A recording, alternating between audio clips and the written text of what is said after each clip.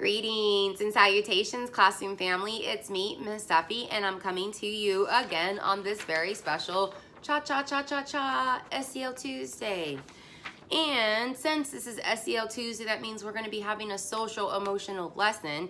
I have decided to read one of my very favorite stories about a very original girl. So this is a bad case of the stripes. So I want to talk to you a moment before I get started with the bad case of the stripes, and I really kind of want to plant this seed to think about what we're going to focus on. The word originality, being original, being one of a kind, standing out, not listening to others, being firm in who you are, what you like, what you don't like, that's okay. You know, if my favorite food was broccoli, which I do love, does that mean that you have to enjoy broccoli as much as I love broccoli?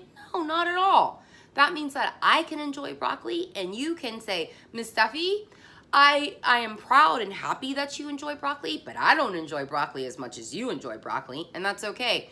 If my favorite color is turquoise, does your favorite color have to be turquoise?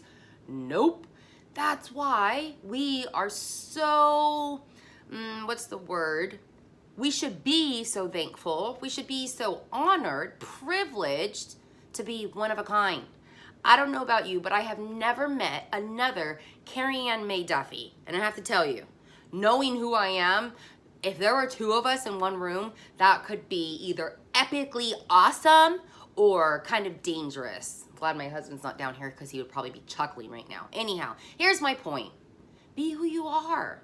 Be proud to be who you are. There's only one of you. There's one of you in the whole entire world.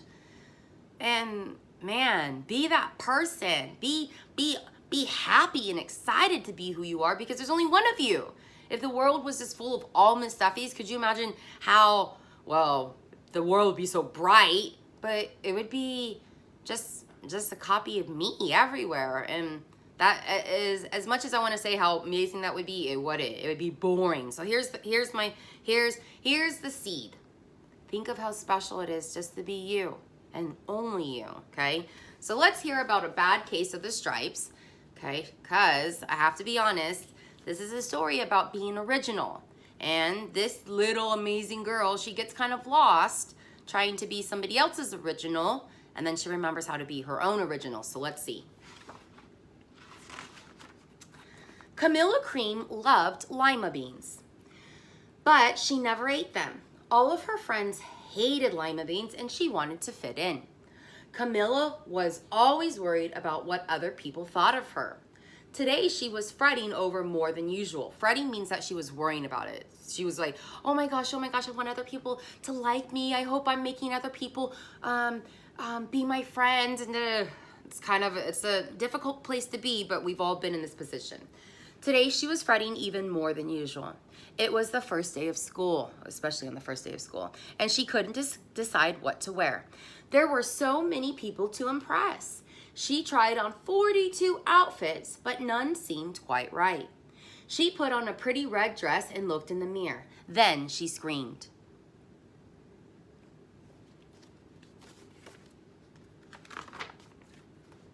Her mother ran into the room and she screamed too. Oh my heavens, she cried. You're completely covered with stripes. That was certainly true. Camilla was striped from head to toe. She looked like a rainbow. Miss Cream felt Camilla's forehead. Do you feel all right, she asked. I feel fine, Camilla answered. But just look at me. You get back in bed this instant, her mother ordered. You're not going to school today. Camilla was relieved. She didn't want to miss the first day of school, but she was afraid of what the other kids would say. And she had no idea what to wear with those crazy stripes.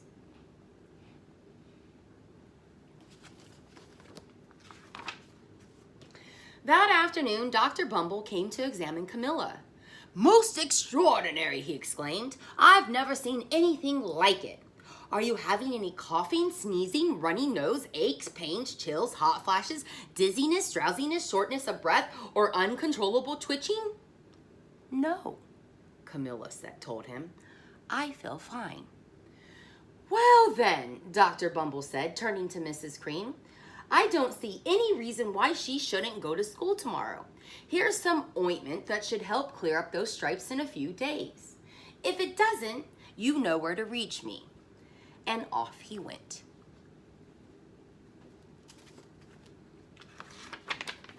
The next day was a disaster. Everyone at school laughed at Camilla. They called her Camilla Cran and Night of the Living Lollipop. She tried her best to act as if everything were normal, but when the class said the Pledge of Allegiance, her stripes turned red, white, and blue, and she broke out in stars. I gotta be honest, if I was Camilla, I would be feeling pretty epically special. That's my word today, epically. That my skin turns colors. But since, you know, we're all trying to fit in, and especially on the second day of school, my dog is whining. That would probably really be kind of like creeping her out, right? So the other kids thought this was great. One yelled out, "Let's see some purple polka dots." Sure enough, Camilla turned all purple polka dotty. Someone else shouted, "Checkerboard!" and a pattern of squares covered her skin. Soon, everyone was calling out different shapes and colors, and poor Camilla was changing faster than you could change channels on a TV. That night, Mr. Harms, the school principal, called. "I'm sorry, Mrs. Cream," he said. "I'm going to have to ask you to keep Camilla home from school. She's just too much of a distraction, and I've been getting calls from other parents. They're afraid those stripes may be contagious." Camilla was so embarrassed. She couldn't believe that 2 days ago, everyone liked her. Now, nobody wanted to be in the same room with her. Her father tried to make her feel better. "Is there anything I can get you, sweetheart?" he asked. "No, thank you," sighed Camilla. What she really wanted was a nice plate of lima beans, but she had been laughed at enough for one day. Let me go closer. Sorry guys if there's a glare. I'm fighting quite a few lamps here. Well, yes, I see, Dr. Bumble mumbled when Mr. Cream phoned the next day. "I think I'd better bring in the specialist. We'll be right over." About an hour later, Dr. Bumble arrived with 4 people in long white coats. He introduced them to the Creams. "This is Dr. Group, Dr. Sponge, Dr. Cricket, and Dr. Young." Then the specialist went to work on Camilla. They squeezed and jabbed and tapped and tested. It was very uncomfortable. "Well, it's not the mumps," concluded Dr. Grope. "Or the measles," said Dr. Sponge.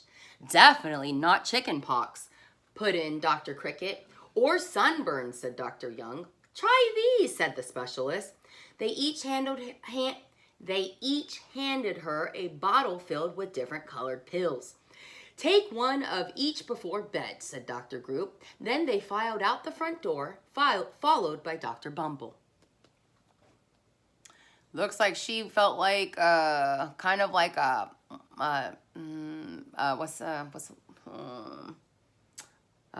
pin doll? No. One of those dolls that you just stick needles in. A voodoo doll. That's what I was thinking of. That night, Camilla took her medicine. It was awful. When she woke up the next morning, she did feel different. But when she got dressed, her clothes didn't fit right. She looked in the mirror, and there, staring back at her, was a giant, multicolored pill with her face on it. Not what I think she was hoping for when she went to bed that night. Glad that doesn't happen when we take medicine. Dr. Bumble rushed over as soon as Mrs. Cream called. But this time, instead of the specialist, he brought the experts. Dr. Gord and Mr. Mellon were the finest scientific minds in the land. Once again, Camilla was poked and prodded, looked at and listened to. The experts wrote down lots of numbers. Then they huddled together and whispered. Dr. Gord finally spoke. "It might be a virus," he announced with authority. Suddenly, fuzzy little virus balls popped all over Camilla. Or possibly some form of bacteria, said Mr. Millen. Out popped squiggly little bacteria tails. Or it could be a fungus, added Dr. Gord. Instantly, Camilla was covered with different colored fungus blotches. The experts looked at Camilla. Where am I? Where am I? Uh-oh. The experts looked at Camilla, then at each other. We need to go over these numbers again back at the lab, Dr. Gord explained. We'll call you when we know something, but the experts didn't have a clue, much less a cure.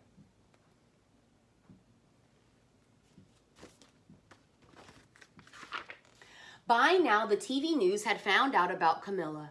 Reporters from every channel were outside her house telling the story of the bizarre case of the incredible changing kid.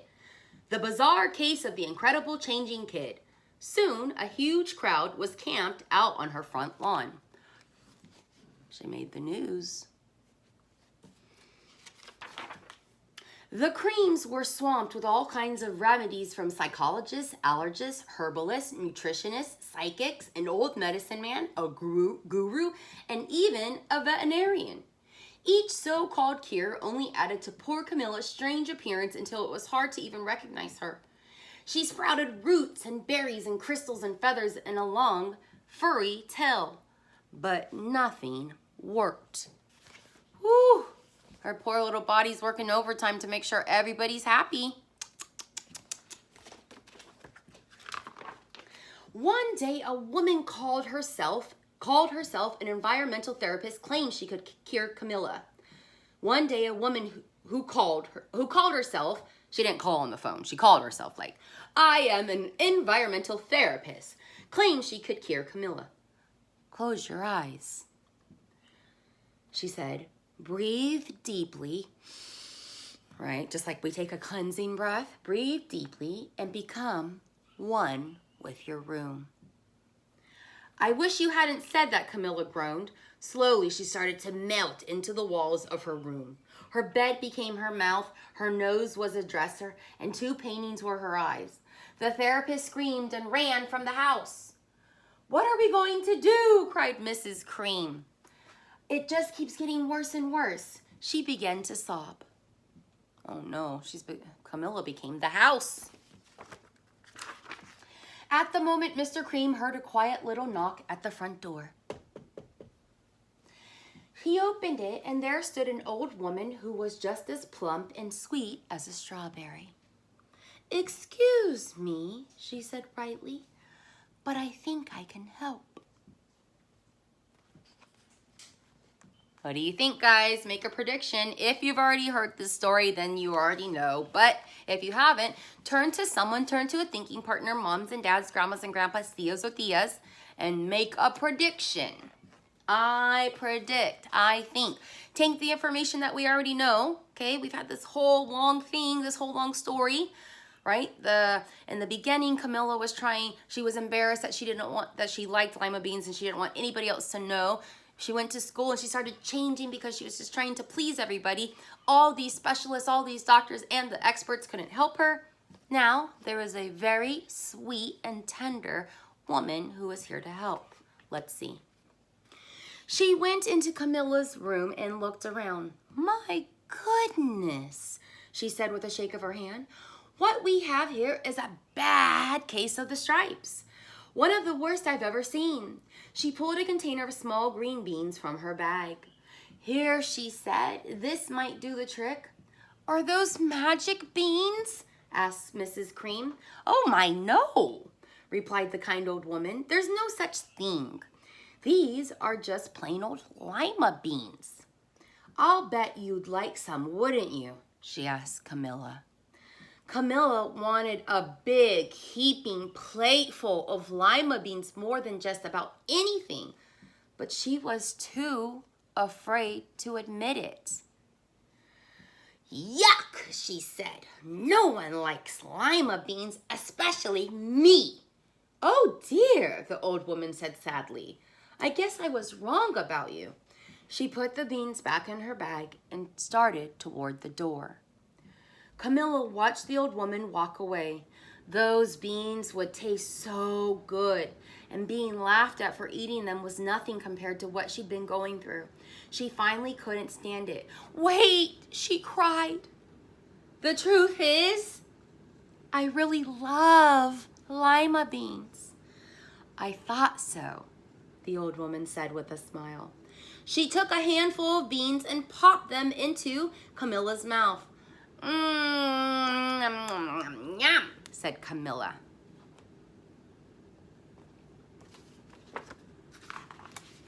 Suddenly, the branches, feathers, and squiggly tails began to disappear.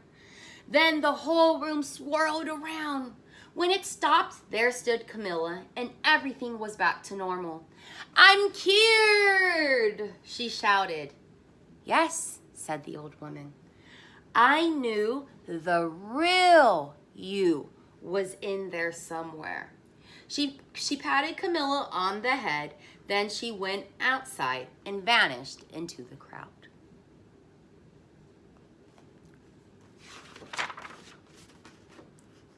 Oh my gosh, I feel like I'm gonna cry. I'm so silly. Afterward, Camilla wasn't quite the same. Some of the kids at school said she was weird, but she didn't care a bit. She ate all the lima beans she wanted, and she never had even a touch of the stripes again.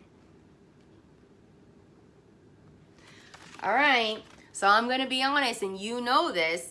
There's a lot of you who say that I'm weird. There's a lot of you who say I'm crazy. There's a lot of you who say, "Miss Duffy, you're the cuckooest teacher I've ever had." I know, and I'm proud to be this teacher. I'm proud to be this person. There is no other Carrie Ann May Duffy that I know on this entire planet, and I am proud to be this person. So on this very special SEL Tuesday, I encourage you, stay away from the bad case of the stripes. Don't be Camilla Cream. You like lima beans? Eat those lima beans. You like Pokemon? Love those Pokemon. You like ramen? I know you do, Alex. Love ramen. Whatever you do, Leo Owen loves to play soccer. Liliana likes to write songs and stories. Mariah loves to sing and dance. Audrina loves to draw and color. Lena loves to create things. Okay, Leah loves to paint and draw, so does Isabel. I know these things about you. Be who you are. Always be who you are. So, on this very SEL Tuesday, I am proud to be your second grade teacher. I am so proud to know every single one of you, and I want you to know more than anything that I sure do miss you. Today and every day, please know that you are part of my classroom family, and I am so proud to be you. Never get any of the stripes. I love you. Ta-ta for now.